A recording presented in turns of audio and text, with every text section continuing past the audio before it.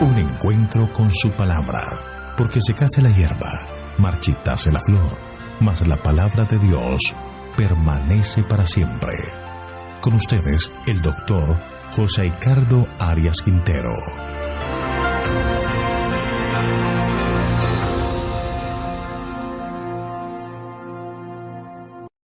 Hoy vamos a estudiar Jeremías capítulo 39, la caída de Jerusalén.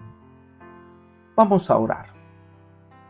Querido, eterno y bondadoso Dios, te alabamos porque eres bueno, te alabamos porque tu misericordia siempre está sobre nosotros, proveyendo aquellas cosas que son necesarias para nuestra existencia.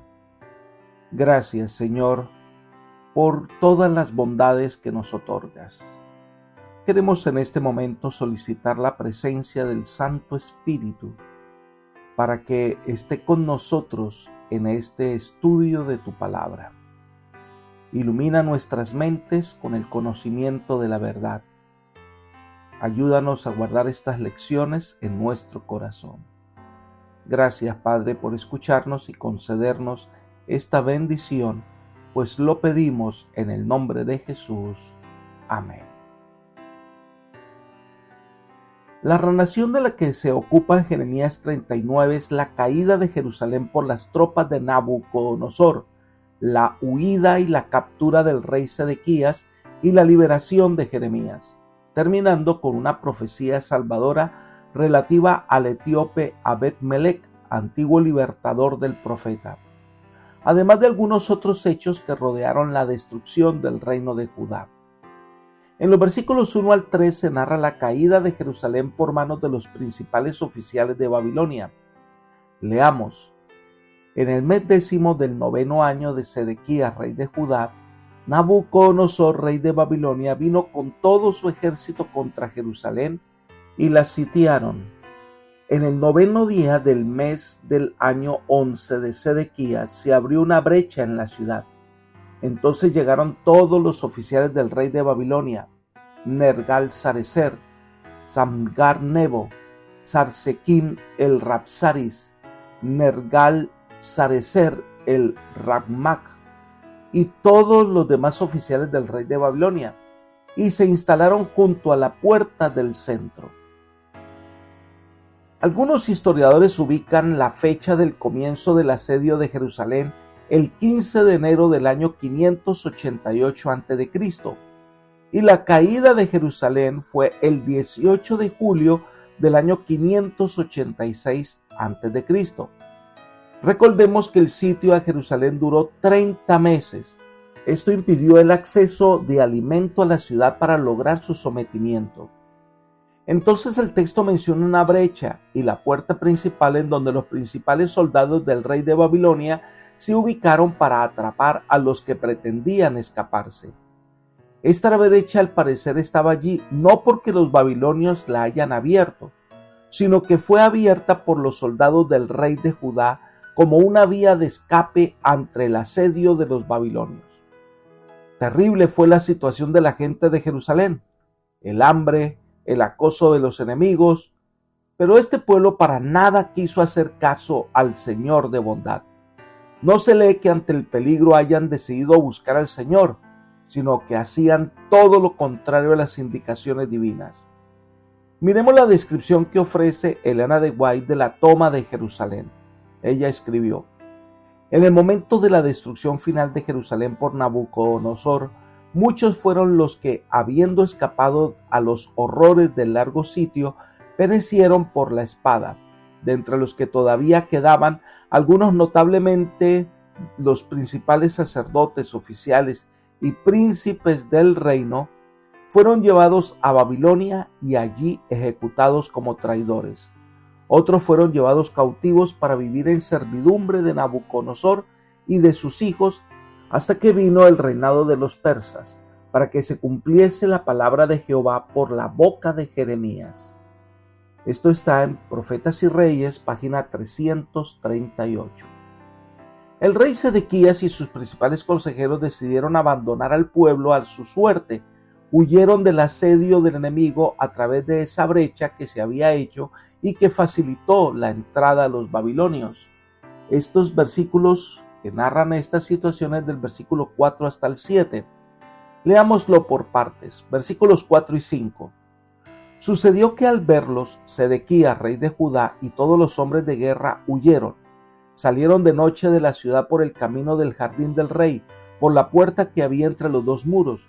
Se dirigieron hacia el Arabá, pero el ejército de los caldeos los persiguió y alcanzaron a Sedequías en las llanuras de Jericó. Lo tomaron preso y lo llevaron ante Nabucodonosor, rey de Babilonia, en Ribla, en la tierra de Hamat, y éste pronunció sentencia contra aquél. El rey Sedequías, al ver que lo inevitable se estaba haciendo realidad, decide abandonar la ciudad creyendo que podría huir del asedio babilonio. Trató de esconderse yéndose hacia el este, quizás para buscar refugio en Moab u otra nación cercana. Pero los soldados de Babilonia se dieron cuenta, lo persiguieron, lo tomaron preso y lo llevaron ante la presencia del rey Nabucodonosor, que se encontraba en Ribla, un lugar comercial donde habían puesto su cuartel general los babilonios y donde dirigía Nabucodonosor toda la invasión a Palestina. Leamos los versículos 6 y 7. El rey de Babilonia degolló en Ribla a los hijos de Sedequías en presencia de éste. Asimismo, el rey de Babilonia hizo degollar a todos los nobles de Judá.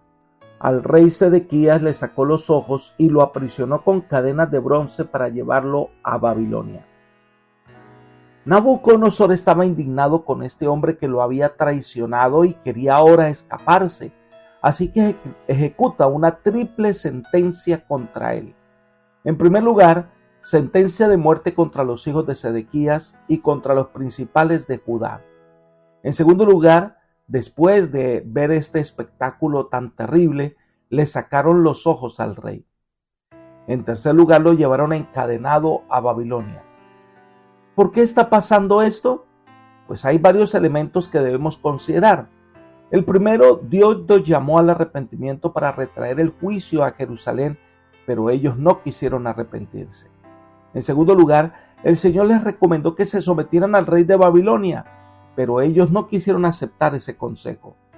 En tercer lugar, el rey Ezequías fue a hacer juramento al rey de Babilonia de lealtad y sin embargo se había aliado con Egipto para hacer frente a Babilonia.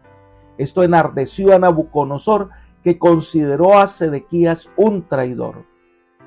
Elena de White nos ayuda a entender esta parte de la historia al escribir: si Sedequías hubiese respetado esta renovación de su pacto jurado, su lealtad habría ejercido una influencia profunda en el espíritu de muchos de los que observaban la conducta de quienes aseveraban reverenciar el nombre del Dios de los hebreos y apreciar su honor. Esto está en Profetas y Reyes, página 329.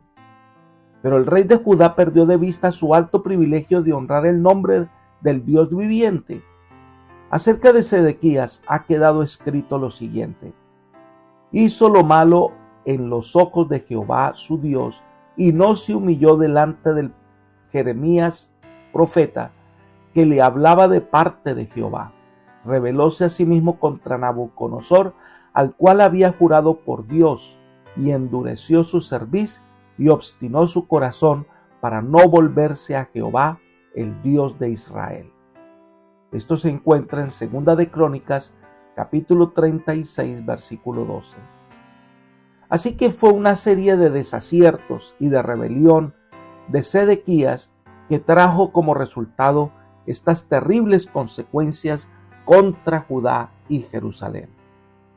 Leamos el versículo 8. Después los caldeos incendiaron la casa del rey y las casas del pueblo y demolieron los muros de Jerusalén. Aquí se describe la total destrucción de Jerusalén. No quedó una casa o un edificio en pie. Hasta el mismo templo fue destruido. La ciudad fue totalmente arrasada. No quedó nada en pie. No quedó habitable. El fin de esta ciudad había llegado. Pero es interesante que los propósitos de Dios se cumplen. Este pueblo que rehusó obedecer al Señor, al ser esparcido en naciones extrañas, va a llevar el conocimiento de Dios a muchos lugares. Veamos el comentario de Elena de White al respecto. ¿Por qué permitió el Señor que Jerusalén fuera destruida por fuego la primera vez? ¿Por qué permitió que los israelitas fueran vencidos por sus enemigos y llevados a tierras paganas? Porque fracasaron en ser misioneros suyos y levantaron murallas de separación entre ellos y las gentes que los rodeaban. El Señor los esparció para que se pudiera llevar al mundo el conocimiento de su verdad. Si eran leales, fieles y sumisos, Dios los traería de vuelta a su propio país. Esto se encuentra en el Comentario Bíblico Adventista, tomo 2, página 1034. Dios puede tomar una situación adversa y convertirla en una oportunidad de triunfo. Pero hay algo interesante, no todos fueron llevados cautivos, algunos fueron dejados en Jerusalén, los que se consideraban los más pobres. Leamos los versículos 9 y 10.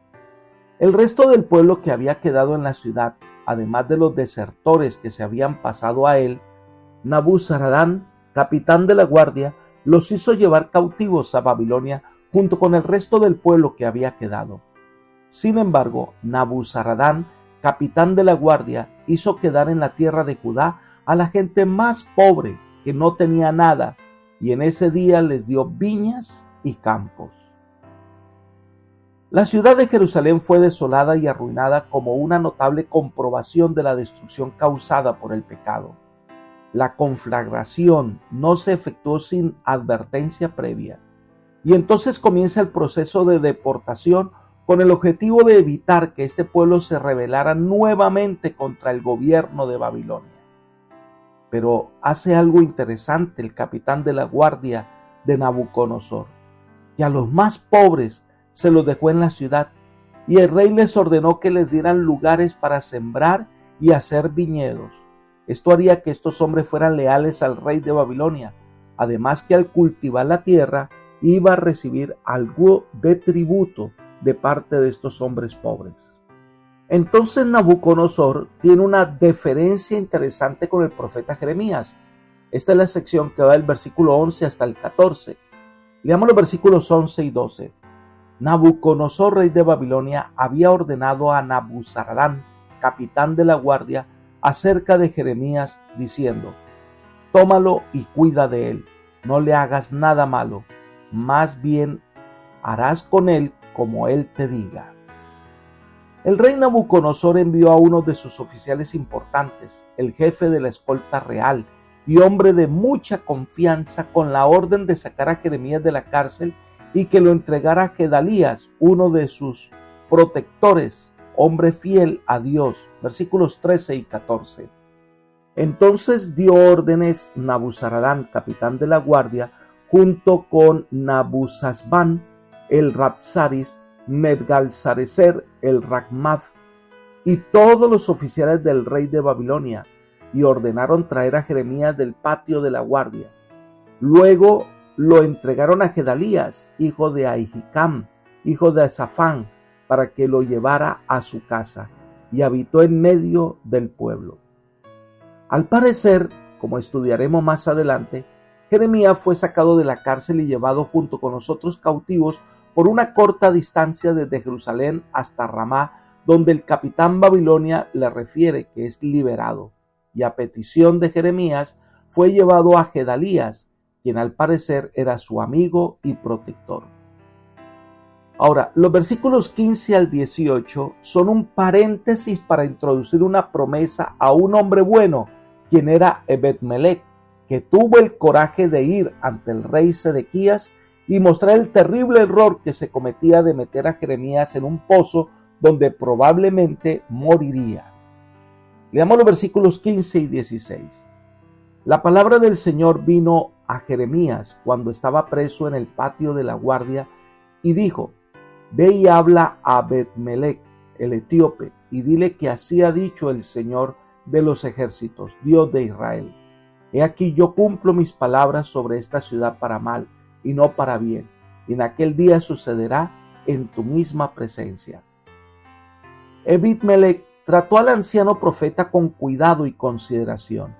Entonces, en medio del asedio, cuando muchas personas mueren, los principales del reino de Sedequías son ejecutados, los hijos del rey degollados, ahora el Señor le hace una promesa especial a Ebed-Melech. Versículos 17 y 18. Pero aquel día yo te libraré, y no serás entregado en manos de aquellos de cuya presencia temes, dice el Señor. Ciertamente yo te libraré, y no caerás a espada, sino que tu vida te será por botín, porque tuviste confianza en mí, dice el Señor. Dios promete preservarle la vida a este hombre fiel por su lealtad mostrada a Jeremías, y que además no moriría por la espada de los babilonios, pues Jeremías sin duda intercedería por él. Y entonces termina estas palabras destacando una cualidad importante de este hombre: porque tuviste confianza en mí. Esta es la principal de todas las características de un hombre fiel: confianza en el Señor, seguridad en el Señor, seguir las indicaciones divinas cuando el resto del mundo hace lo contrario.